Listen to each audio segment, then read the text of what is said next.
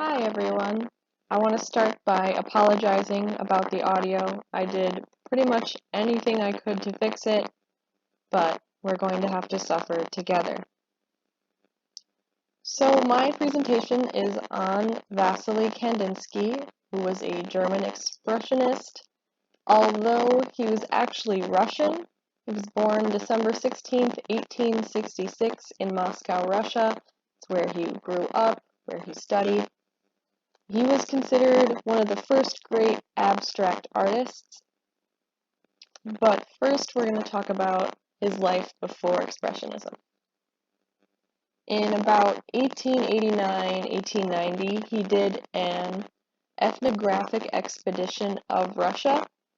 He studied the native tribes, including the Syrians, among others, and he wrote a book on this. And there were three big points in this book, but the first was a critique of the church for destroying and eliminating ancient Syrian beliefs and customs.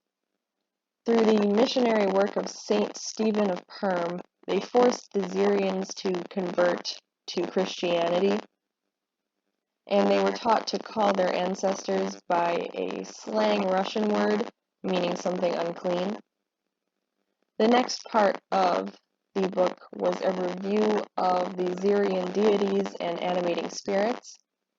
He found that they had many pagan beliefs. There were some, such as the Syrians thought that the stars were nailed to the sky and saw the moon and the sun as wanderers as they moved. No one would carry ice uncovered before St. Elias Day, fearing the sun would take revenge.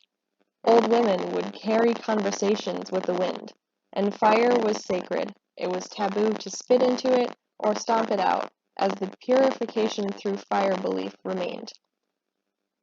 The final aspect of his book was their concept of Ort, which I didn't really make a note of on this slide, but it's interesting to talk about.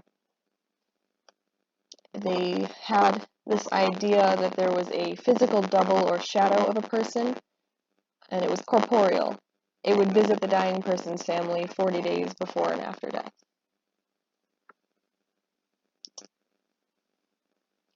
So Kandinsky had a lot of ideas about the struggle between Christianity and pagan beliefs. And we see this in Motley Life, meaning Colorful Life, which he painted in 1907. You can see in the composition how in the high area it's calm, peaceful, and in the low area all of the people are there. In the middle, we see war, fighting, and then we see peace among the people in the foreground. The Christian church crosses and in the city as well, and then the pagans just living their lives. There's old and young, they're all mixed together. There's the beginning of the sort of symbolism that we see in his work. We see the old man depicted here, who art historians believe is meant to be Kandinsky himself. He has a green beard and a stave, which points up to the church in the top of the composition. In Buryatlor, which is another of the ancient tribes that he studied in Russia, in Buryatlor, the owner of the whole world was a benevolent old man who carried a stave like this. The Buryats also credit the use of horse staves as shamanistic. Kandinsky sort of sees himself as a shaman, and this is further explored in Der Blue Reiter, which means the Blue Rider, which was created in 1911 in Munich, Germany, which is where German Expressionism started.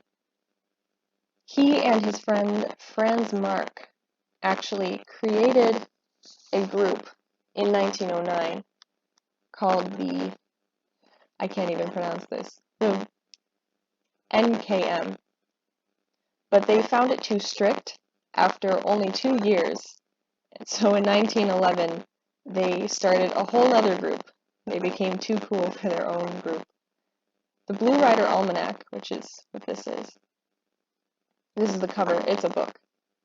The cover depicts St. George, who is riding a horse, and Kandinsky admired St. George and sort of identified with him as a carrier of his message. St. George is from Russian epic poetry, and even though he is a Christian saint, he has shamanistic powers, which Kandinsky really identified with, especially after studying the ancient tribes. St. George symbolizes healing and salvation, and Kandinsky kind of saw this as a return to primitivism, which is essential to the Expressionism movement. Lastly, we're going to look at Improvisation 28, the second version, which was painted in 1912. Kandinsky is credited as one of the first great abstract artists. He really pioneered in this sort of art style, something new, completely not done before.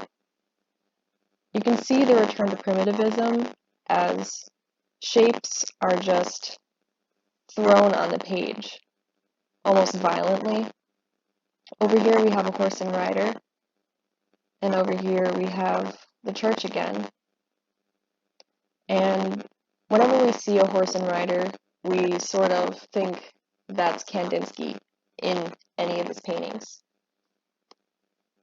And at this time, he was still focused on primitivism, but he was also studying synesthesia, which is a condition where people can hear colors and they associate words and numbers with colors, and some even say they can taste colors. And this sort of connection to the world around you, I think, is sort of primitive in a way, to be one with nature, one with the world. So many people believe that this piece is something that you can actually hear, the way that the colors sort of just explode on the page. It's like a war is waging.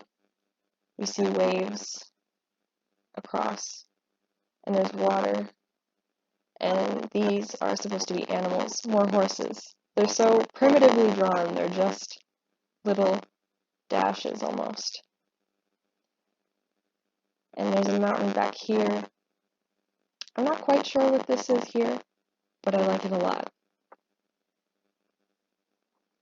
All in all, you can see how Kandinsky evolved through time and through his own experiences, how he changed as an artist and how his ideas changed, how his symbolism evolved.